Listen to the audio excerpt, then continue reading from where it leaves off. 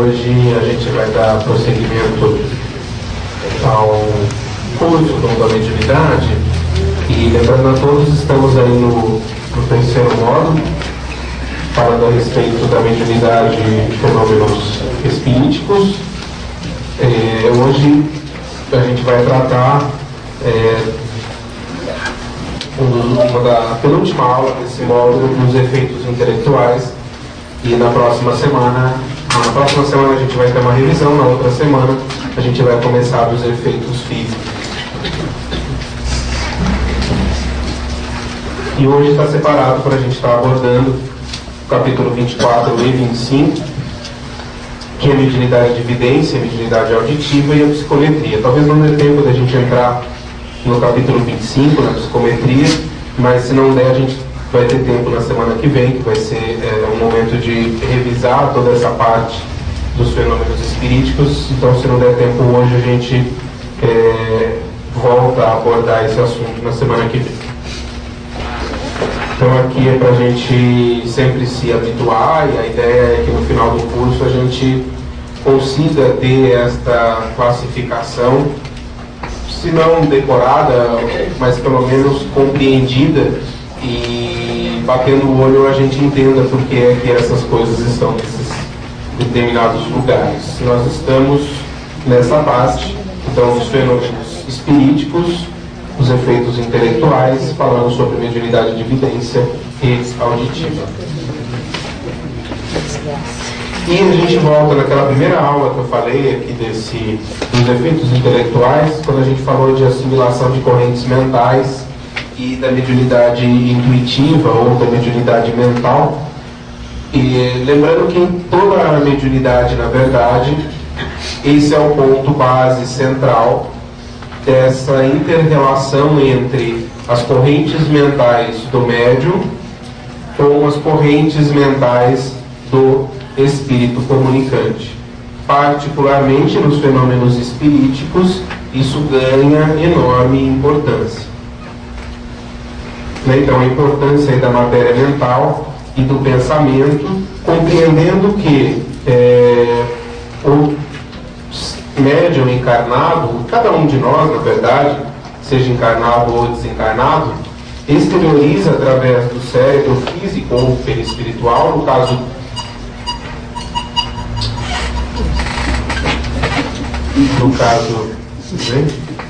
fiquei preocupado aqui, no caso de nós encarnados, tanto do cérebro físico, orgânico, quanto do cérebro do corpo espiritual.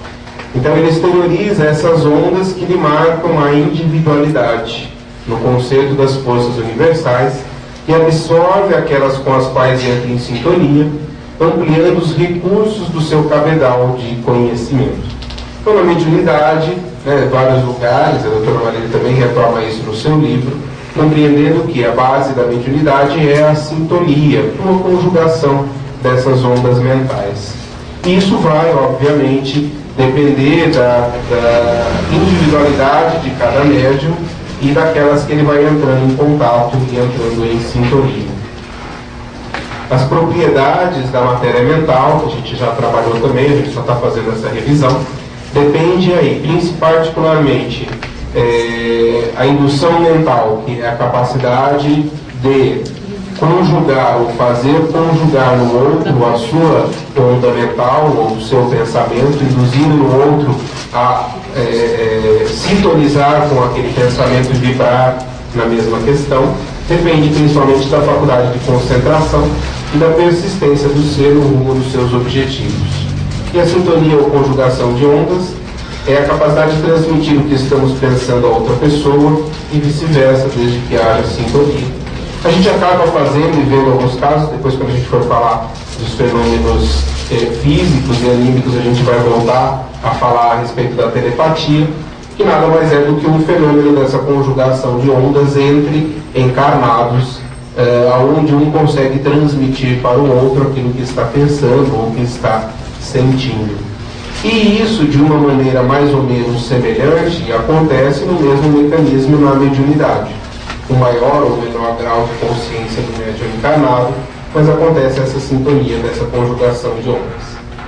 Tudo bem, essa é só uma revisão, porque quando a gente vai falar de mediunidade, particularmente da psicografia, a psicofonia, a mediunidade de evidência, a mediunidade auditiva, a gente tem que compreender muito bem esta conjugação de ondas, senão a gente não entende o mecanismo que está por trás desse tipo de mediunidade. Muito bem, a mediunidade de evidência é dividida no livro Tom da Mediunidade, por outros autores também, em 3 estágios. E a gente vai detalhar mais particularmente a mediunidade de evidência, mas vocês já vão absorvendo que o mesmo conteúdo vale para a auditiva. Então eu vou ficar repetindo tudo de novo depois na auditiva. Então a gente vai se deter mais na mediunidade de evidência, mas esses mesmos preceitos valem para a auditiva, sendo que a gente troca o órgão de senso-percepção do campo visual para o campo auditivo. Muito bem. Quando a Maria divide, uma divisão didática, né, gente? Porque às vezes na prática, esses exemplos que a gente vai dar, vai ficar fácil da gente compreender cada uma delas. Mas às vezes na prática, no dia a dia, naquele que tem esse tipo de mediunidade, fica difícil diferenciar ou observar exatamente qual tipo de mediunidade de evidência que a pessoa apresenta. Ela chamou a primeira como sendo uma visão em vigília. Então o médium está absolutamente acordado, né? Nem em concentração ele necessariamente está, ele está aqui, como eu estou observando vocês, e sob observação direta, ele observa determinado espírito que se apresenta ao seu campo visual. Ele, não é que ele enxerga todo o plano ou o mundo espiritual. Ele enxerga aqueles espíritos ou aquelas situações no mundo espiritual que apresentam-se ao seu campo visual perispiritual. Mas ele está enxergando sob observação direta. E depende principalmente da organização física e perispiritual, ou seja, é um médium que traz essas características da mediunidade de visão em vigília. É uma aptidão que ele apresenta, uma característica da mediunidade, e obviamente depende da sintonia com que ele entra com os espíritos nesse caso. Um exemplo clássico disso é o exemplo do Chico Xavier, que era um médium que o tempo todo visualizava em visão direta. Ou seja, ele estava aqui conversando com a Júlia, e ao mesmo tempo ele estava aqui vendo Emmanuel. Não era algo que ele parava, entrava em concentração, em meditação, e aí aos poucos a imagem mental de Emmanuel ia se fazendo no seu campo mental. Não, ele estava aqui conversando com a Júlia, e ao mesmo tempo ele via e conversava, via e ouvia, conversava com o leitor espiritual, com o Emmanuel. Isso é mediunidade de evidência, de visão direta. Tem um exemplo que está citado no livro Tom da Mediunidade, que a Maria chama de Zozuzo. Zozuzo.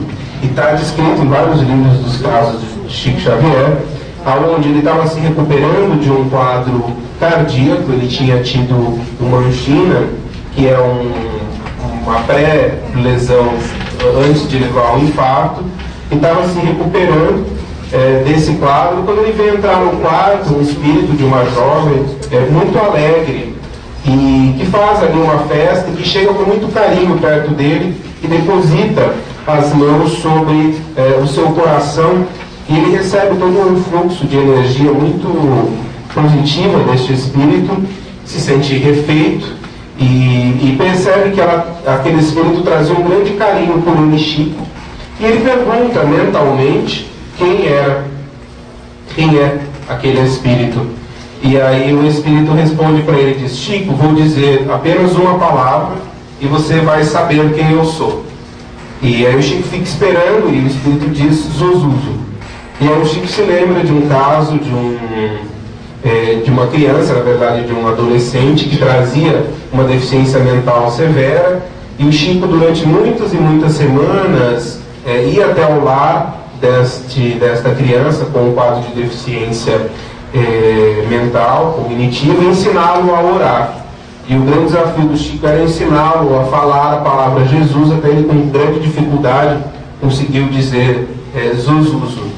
E aquele dia o Chico ficou transbordando de emotividade por ver o esforço daquele espírito que, apesar de todas as limitações da matéria, conseguiu superar, encontrando na fé, na espiritualidade, o seu suporte. Ele desencarnou, e depois ele se apresenta então ao Chico plenamente refeito, né, no seu corpo perispiritual, assumindo uma forma perispiritual, já sem apresentar as deficiências mentais ou cognitivas que apresentava enquanto encarnado, até porque havia superado aquela provação. No livro Nos Domínios da Mediunidade, Aulus nos esclarece a respeito desse tipo de mediunidade, dizendo o seguinte: os olhos e os ouvidos materiais estão para a vidência e para a audição, como os óculos para os olhos e o ampliador de sons para os ouvidos. São simples aparelhos de complementação. Toda percepção é mental. Então, quando o Chico ou outro médium que apresente essa visão em vigília está vendo o espírito,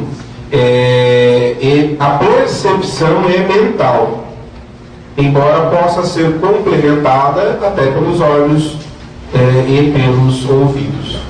Porém, não necessariamente ele precisa dos olhos e dos ouvidos para ver e ouvir perfeitamente aquele que ali está. Deu para entender esse tipo de mediunidade? Deu? O Divaldo também, né, apresenta esse tipo de mediunidade.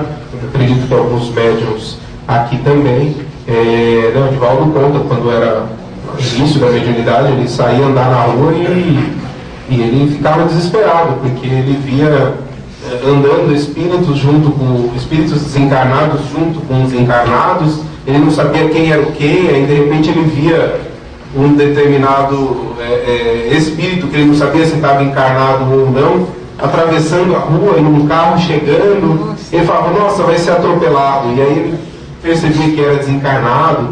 Então ele relata naquele livro da Sueli Caldas Schubert, Senador de Estrelas, né? Ele descreve vários casos interessantes e acaba sendo até cômicos, né? Quer dizer, no início com certeza para ele não foi, né? Mas hoje ele conta dando risada.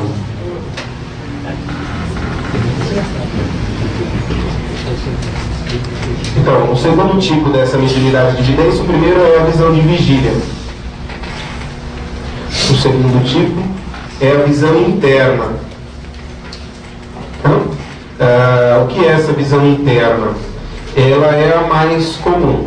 Então, é a mediunidade de vidência onde é utilizado os centros autônomos da visão profunda, que se localizam não na parte... eu não coloquei aqui.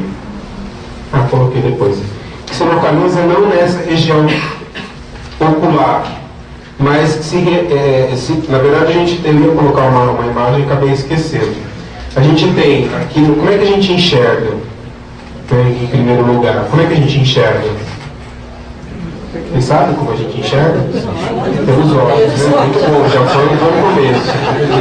foi um bom começo. Como a gente enxerga pelos nossos olhos? Isso, vai chegar uma determinada informação, né? Então, a visão através da luz, porque se apagar a luz aqui ninguém enxerga, né? Só os médiums que têm visão interna. Porque apagou a luz não vai chegar nenhum estímulo, mas a luz acesa chega um estímulo luminoso em algumas células do nosso olho, que a gente não vai entrar em detalhes, mas chamam cores e bastonetes, que são células responsáveis por transformar esse estímulo visual num impulso eletromagnético, que vai ser percorrido pelo nosso nervo óptico. Então essa informação chega no nervo óptico, certo? O nervo óptico está aqui no nosso olho. Aí ele vai, por algumas fibras e alguns caminhos, ele vai percorrer todo o nosso cérebro até chegar aqui atrás, na região occipital, que é a área do nosso cérebro, do nosso córtex, responsável por administrar aquilo que ele está vendo. Então, na verdade, a gente vê com o nosso cérebro, né? O órgão da visão, o olho, ele é um captador, um receptor. Tanto é que se você tiver uma lesão cerebral nessa região, um infarto ou algum traumatismo, e morrerem neurônios dessa região, o seu olho pode estar perfeito, mas ainda assim você não consegue visualizar, tá? Porque a informação não chega aqui. Nesse meio do caminho existe uma região que chama de encéfalo, que é essa região profunda do cérebro onde se entrecruzam uma série de feixes de neurônios. Pela descrição da espiritualidade, por alguns pesquisadores, é nessa região que é estimulada essa visão interna desse processo mediúnico. Então, a percepção continua sendo mental, mas quem é estimulado são essas regiões do diencéfalo. Fica bem no meio da...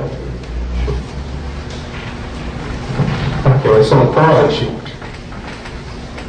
Aqui está o olho, aqui está a nuca, tá?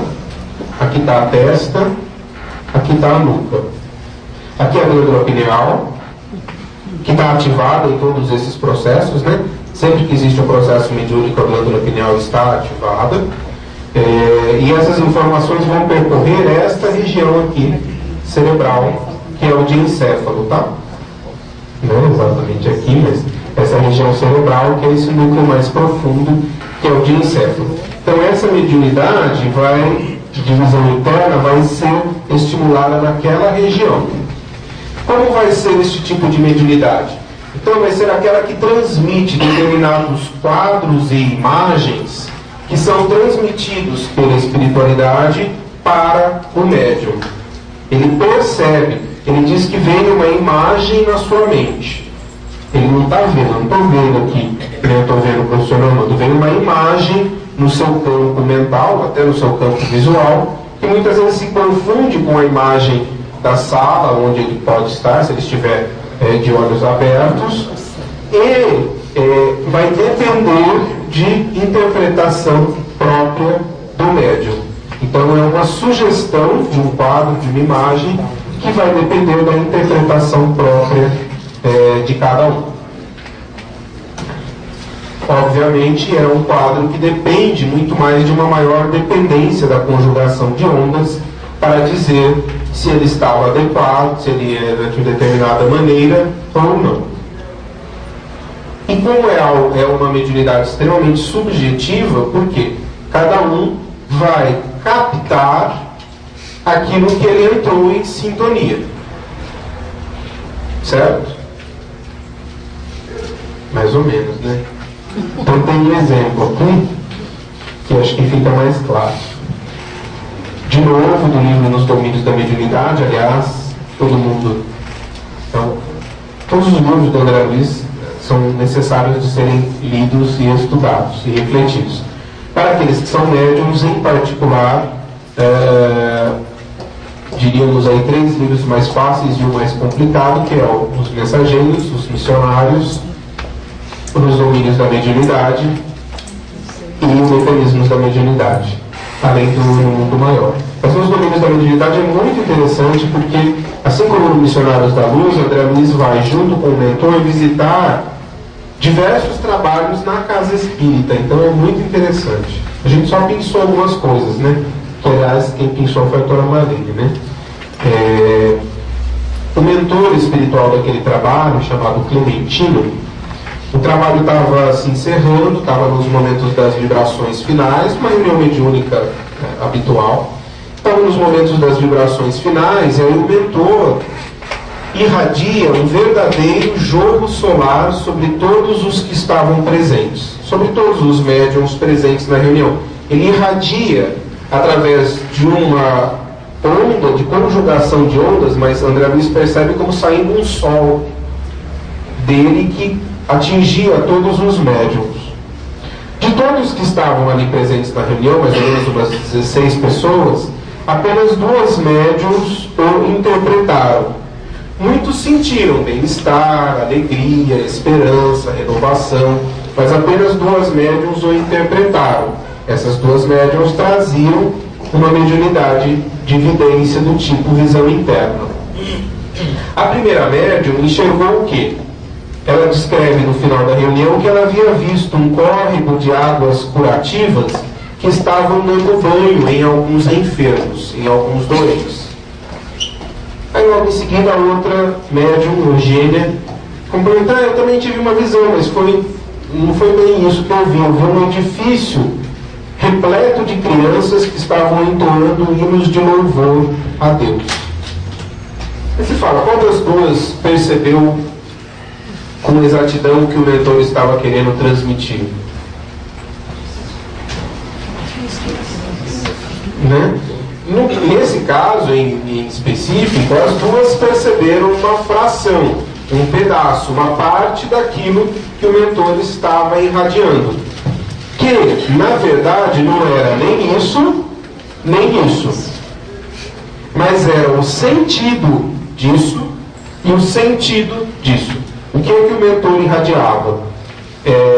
Então está aqui, ó. Ele pensava numa obra de amparo aos doentes e em uma escola que a instituição pretende construir em benefício dos mais carentes. Então vocês veem que o médium, nessa situação, conjuga, sintoniza suas ondas e absorve determinados conteúdos aos quais ele dá uma interpretação particular. Não é? Deu para entender agora aqui? Agora tem mais cabecinha, foi mesmo.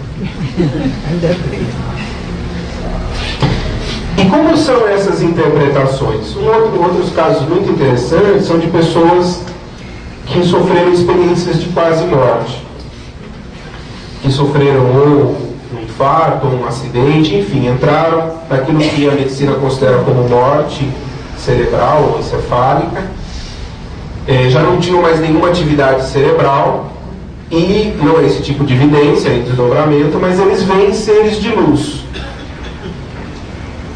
Boa parte descreve sendo seres de luz, mas cada qual dá um nome a esses seres de luz de acordo, muitas vezes, com as suas crenças pessoais e religiosas. Então, uns dizem que viram anjos guardiões, outros dizem que viram santos, que viu Maria, que viu Jesus, que viu Buda, de acordo com a sua crença pessoal religiosa, dá interpretação para aquilo que ele está visualizando. Tudo bem? É que nem a gente guardar as devidas proporções, né? Mas em um determinado museu olhar um quadro, uma obra de arte, e depois se reunir para conversar o que é que cada um visualizou ali. Cada um vai pegar um determinado aspecto que lhe chamou mais a atenção, não é? Dificilmente alguém vai ter a percepção de tudo aquilo que estava ali presente. Por ser uma mediunidade extremamente subjetiva, é extremamente perigosa, no sentido de que pode levar o médium a falsas interpretações muito facilmente. Por outro lado, é um tipo de mediunidade que dá uma certa certeza ou segurança para o médium. Porque, diferente dele estar ouvindo, ou dele ter sintonizado ou percebido, ele viu. Não é? E a gente fala que quando você vê aquela coisa, é aquilo mesmo, não é? Eu estou duvidando de uma determinada situação, então traz aqui para eu poder vê-la. Na hora que eu vejo, eu falo, não, realmente essa situação acontece. Então, quando o médium visualiza determinada situação, ele acha que tem a segurança de que aquilo está absolutamente correto. Porém, é necessário que ele tenha a compreensão de que todo e qualquer processo mediúnico passa, sim, pela interpretação particular. Nesses casos, mais ainda. Né? Então, não é que não deve ser considerada de maneira alguma, mas é importante ter alguém, que geralmente é o dirigente do trabalho em questão, que possa recolher estas informações e dar o feedback, ou dar o direcionamento necessário para cada uma delas. Deu para entender esse segundo tipo? Então, é como se estimulasse determinada região da pineal, e a partir daí, aquele médium tem uma maior capacidade, por exemplo, de conexão no diencéfalo, na parte responsável pela visão, e aciona junto esse córtex occipital, que fica aqui na nuca, que é o responsável pela visão. Nesse caso, ele vai ter uma maior aptidão mediúnica para a vidência. Se ele tiver uma maior facilidade, por exemplo, para o órgão responsável pela audição, ele vai ter uma mediunidade auditiva. Se ele tiver caminhos mais abertos, neurológicos, por exemplo, nos córtex responsáveis pela área da consciência, ele vai ter uma mediunidade de psicofonia. Se for na área temporoparietal, nas áreas responsáveis pela área motora, ele pode ter mais facilmente uma psicografia. E por aí vai. Tudo bem? Então depende da organização para a qual o indivíduo reencarnou, ou seja, ele já traz essa predisposição no seu perispírito e no seu corpo físico, particularmente no sistema nervoso central.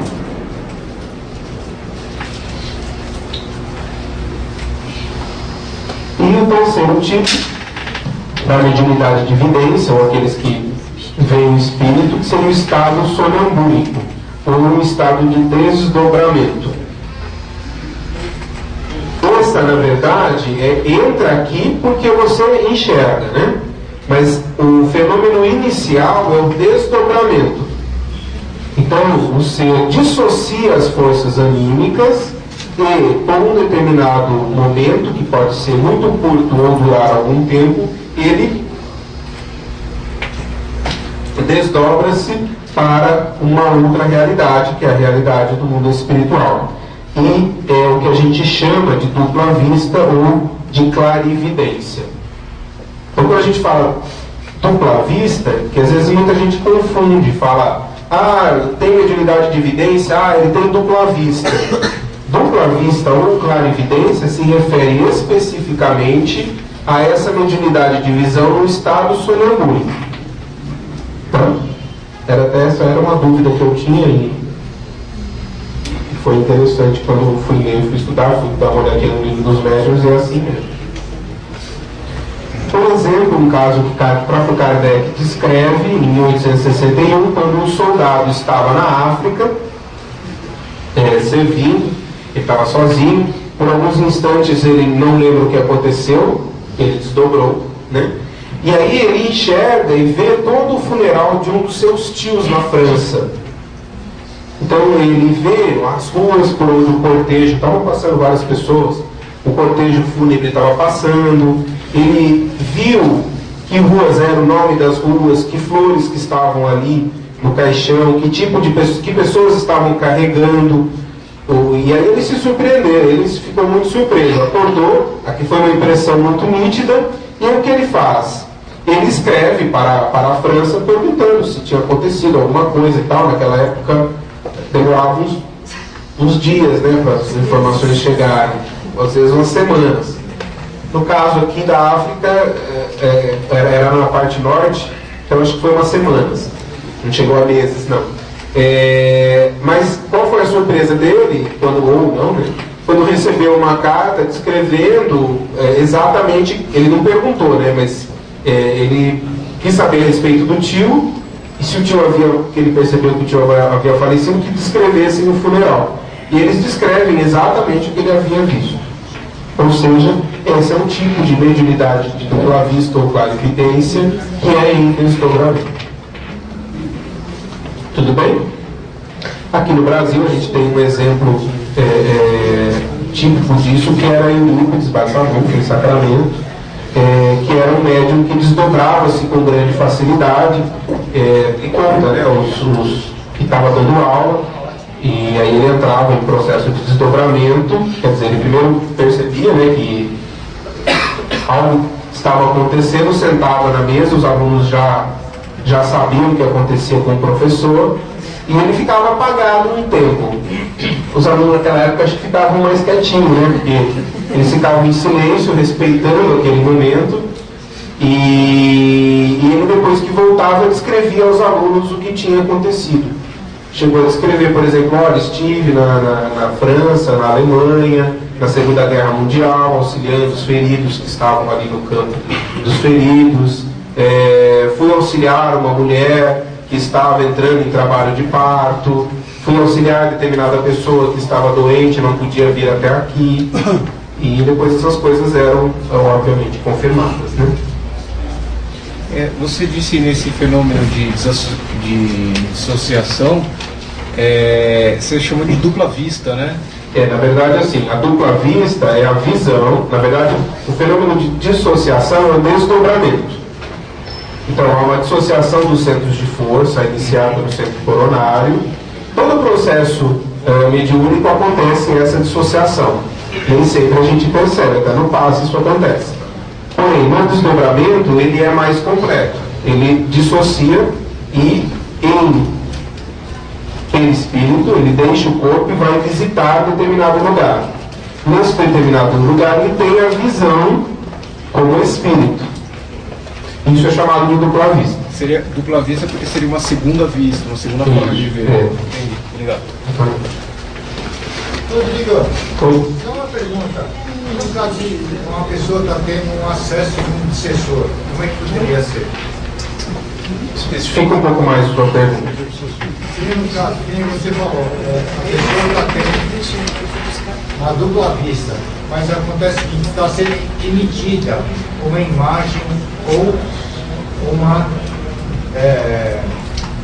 intenção ou projeto de um obsessor em cima da pessoa, para que ela veja outra visão, que ela tenha outra visão.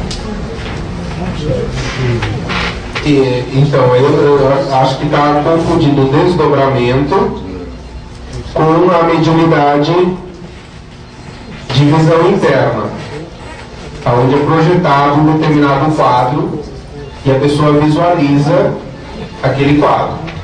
Na dupla vista, ele está desdobrado e vê determinada situação. Ele vê aquela situação que está ali acontecendo. E ele volta e descreve. Esse tipo pode acontecer bastante comum, mas particularmente na visão em vigília e na visão interna. Tá? Isso pode sim acontecer. Aquele filme que Sexto Sentido, vocês assistiram? Que tipo de visão ele tinha? Visão em vigília. Visão em vigília, né? Ele via diretamente, entrava em sintonia e via os espíritos que estavam ali circulando.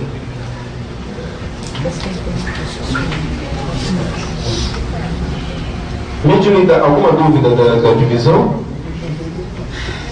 Mediunidade auditiva é basicamente a mesma coisa. Ó. Audição direta, em estado de vigília. Por exemplo, o mesmo exemplo de Chico conversando com Emmanuel, então ele via e conversava com Emmanuel. Um outro exemplo de audição direta eram as vozes de Santa Catarina e São Miguel Arcanjo a Joana d'Arc, onde ela ouvia claramente aquela voz direta que chegava para ela de informações de espíritos que auxiliaram todo aquele processo. Existe, do mesmo jeito lá da visão profunda, a audição profunda, que é indireta, comunicando vozes e sons, onde o médium parece, ou para ele pensa que possui como se fosse uma caixa acústica nas profundezas do ouvido. Então ele ouve pensamentos, ouve vozes, tanto em quadros de mediunidade descompensada, como também em quadros de mediunidade em equilíbrio. Esse tipo pode acontecer. Aliás, todos esses tipos podem acontecer em qualquer das situações. E o estado sonambúlico é a mesma coisa dele estar em desdobramento, além de ver, ele ouve o que aconteceu ali naquela determinada situação. Então, basicamente o esqueminha é o mesmo, não tem muita diferença não. Vocês têm alguma dúvida?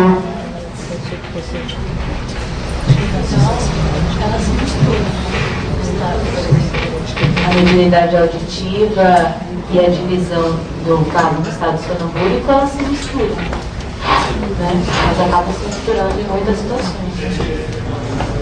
Ela me perguntou se elas acabam se misturando. Com certeza, com certeza. Tanto é que estão no mesmo capítulo, porque podem acontecer separadamente? Pode. Por exemplo, o Joana d'Arc não via São Miguel Arcanjo nem Santa Catarina, ela apenas ouvia. Outros podem apenas ver e não ouvir nada do Espírito. Né? Mas habitualmente elas estão sim mescladas.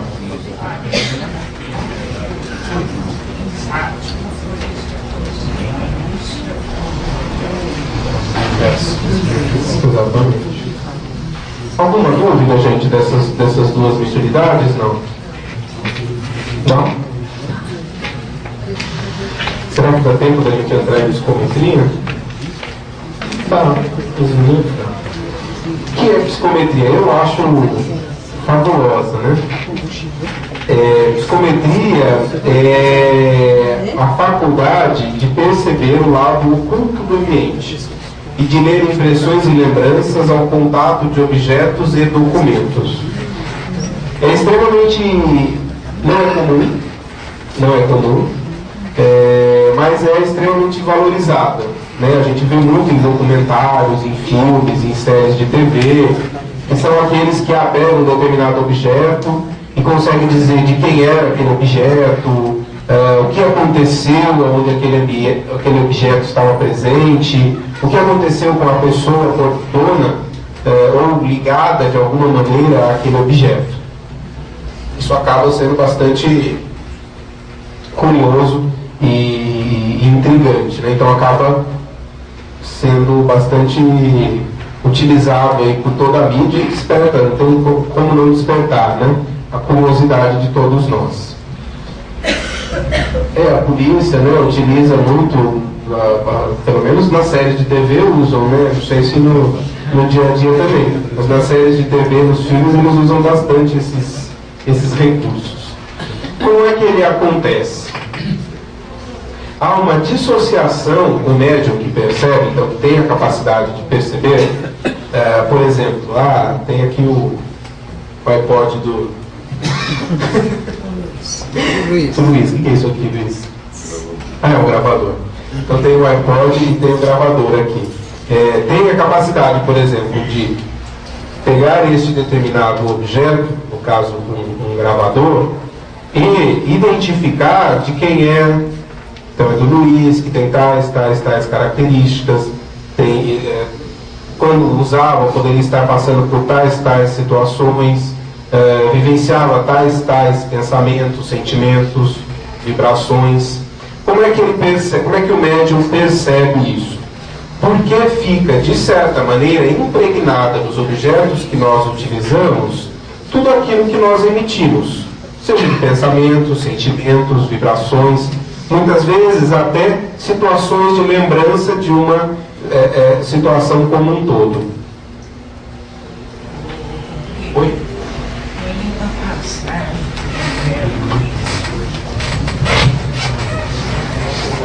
A doutora Marlene, ela comenta conosco que ela não gosta de entrar em antiquários e nem adquirir nenhuma peça em antiquários.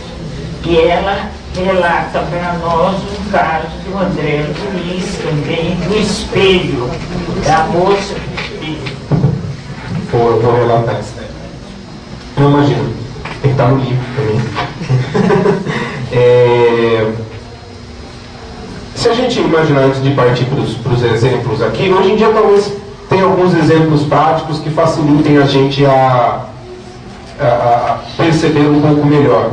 Então, por exemplo, um gravador, não é? Tem ali uma série de arquivinhos, não tem? Se eu colocar no computador, vai aparecer uma série de arquivos, não vai? que olhando para eles diz alguma coisa? Absolutamente nada, né? Mas se eu tiver uma ferramenta que é o computador, e nesta ferramenta eu tiver uma outra ferramenta que é a capacidade de ter um programa que reproduz aquela informação que está guardada ali dentro, eu consigo saber o que contém naquele arquivo, não consigo? Por exemplo, a gravação dessa exposição, vou chamar de aula da exposição. Tem ali a voz do palestrante, tem ali a emoção, a sonoridade, a vibração. Está ali presente.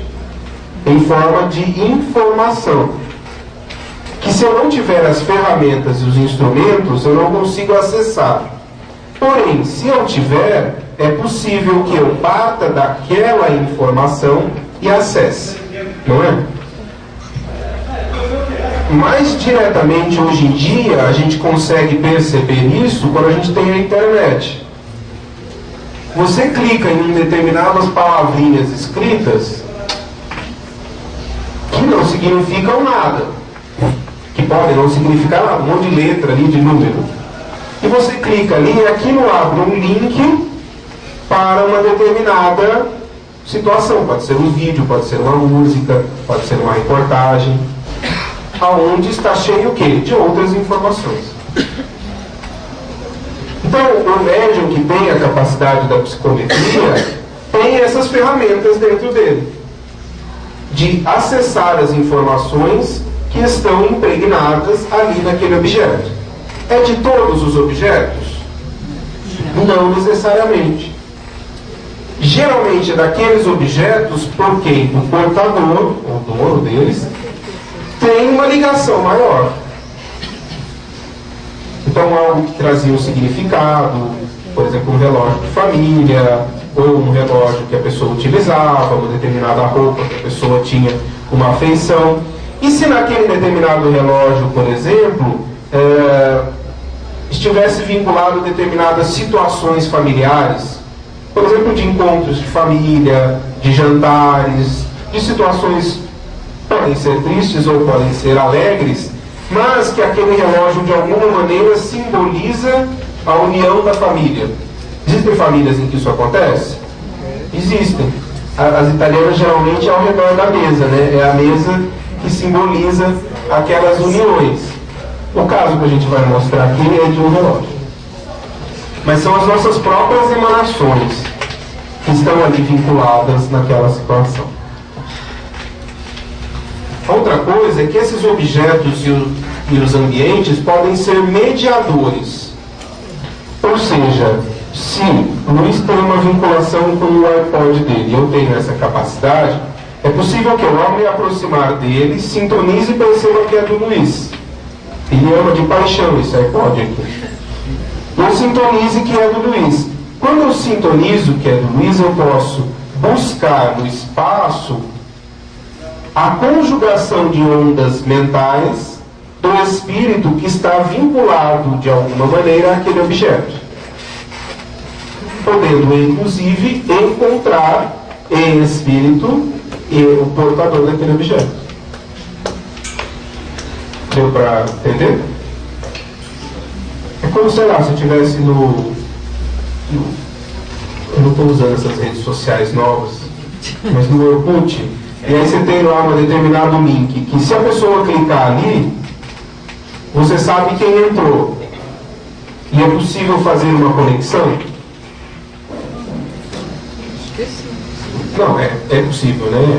É possível. Então assim, você clica ali, é um computador, quando você entra de novo no programa, te avisa. Fulano de tal entrou na sua foto, entrou para ver o seu registro diário, sei lá. Notícia que você postou, que você colocou ali na internet. E você pode, clicando, ter acesso àquela pessoa. Certo? Funcionaria mais ou menos, guardadas as devidas proporções, assim.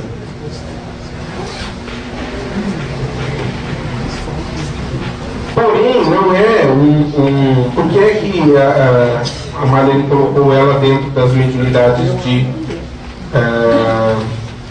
fenômenos espiríticos? Porque habitualmente esses objetos são utilizados pela psicometria em indivíduos que já desencarnaram.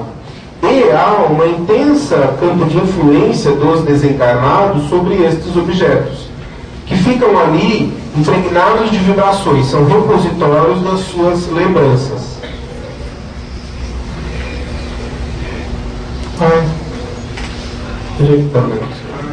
Só um minuto. Problemas de formatação.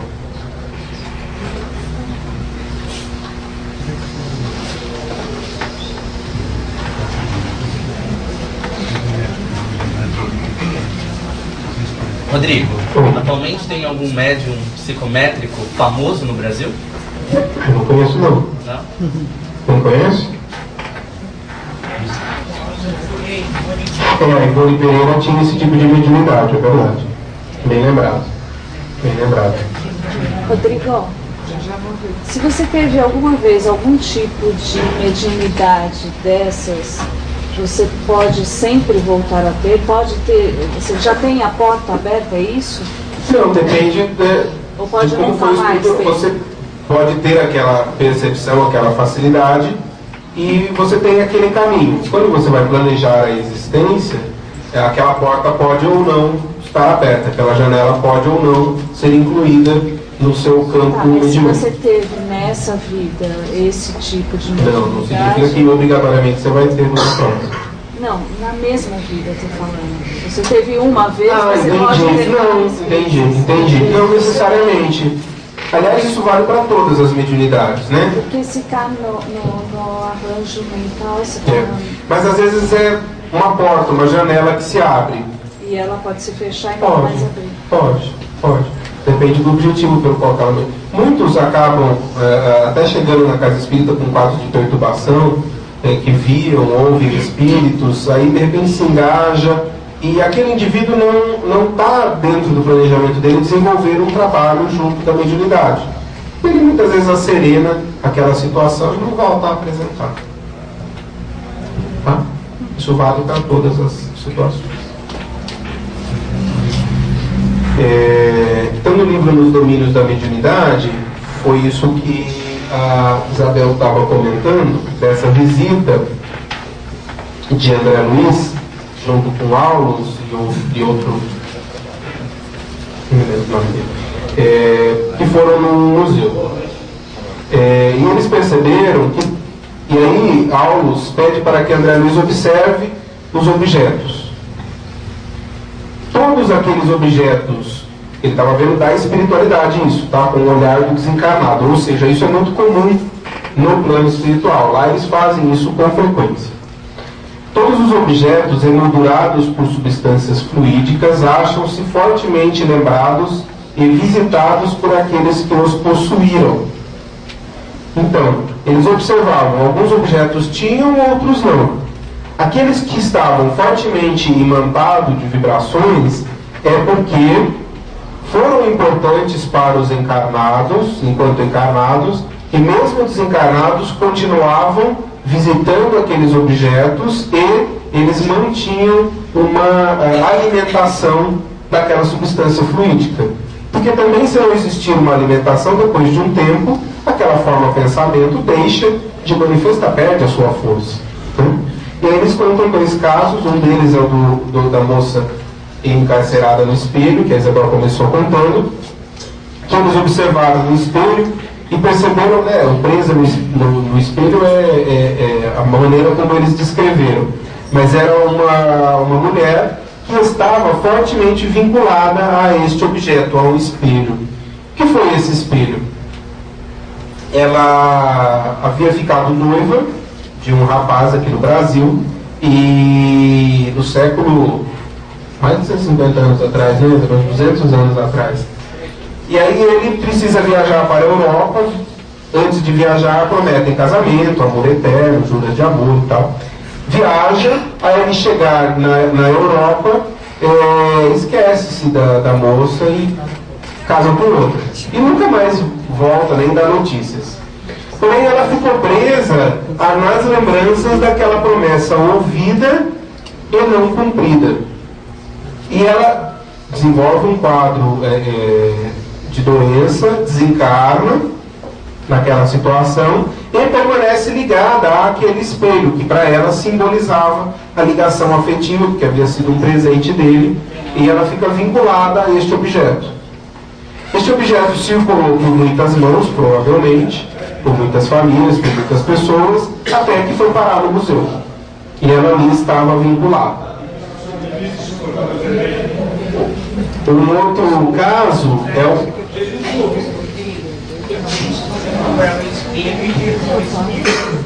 Isabel perguntou se comprar o espelho, leva o espírito junto. É bem provável. É bem provável.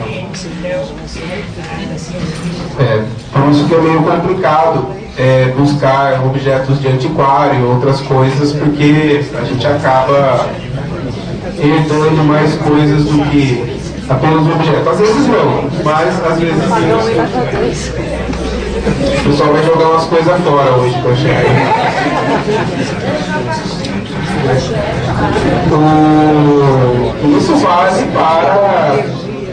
Isso vale também para objetos, muitas vezes de entes queridos nossos que partiram e que eram extremamente apegados, e a gente tem que ter muito cuidado ao manejar essas situações. Esse é o caso um outro caso que é do relógio, que é de uma linda reunião familiar. Quando eles chegavam no relógio, André Luiz se aproximava ali e percebia naquele relógio vibrações de uma linda reunião familiar, um recinto agradável e digno. E o que ele percebia, e na verdade foi orientado pelo mentor, de que aquilo era de um casal, junto com seus filhos, e que o casal continuamente visitava aquele relógio, porque ele conservava as formas, pensamentos desse casal, pela alegria de recordar, apenas pela alegria de recordar.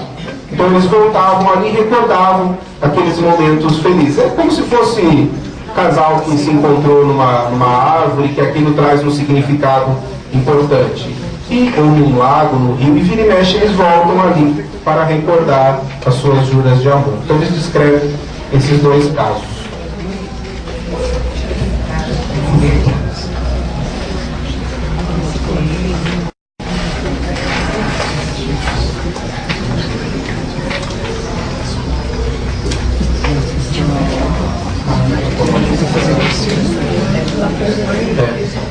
Isabel colocou um outro caso também, que está no livro Libertação, que André Luiz vê um objeto sacramental, sacrário, e mandado de vibrações muito positivas, muita luz ele vê sair dali. E o orientador esclarece que ali estavam arquivadas as informações e as vibrações de todos aqueles que iam ali orar, pedir, agradecer pelas graças recebidas, né? Então era isso, gente. Deu horário. Na semana que vem a gente traz aí a revisão.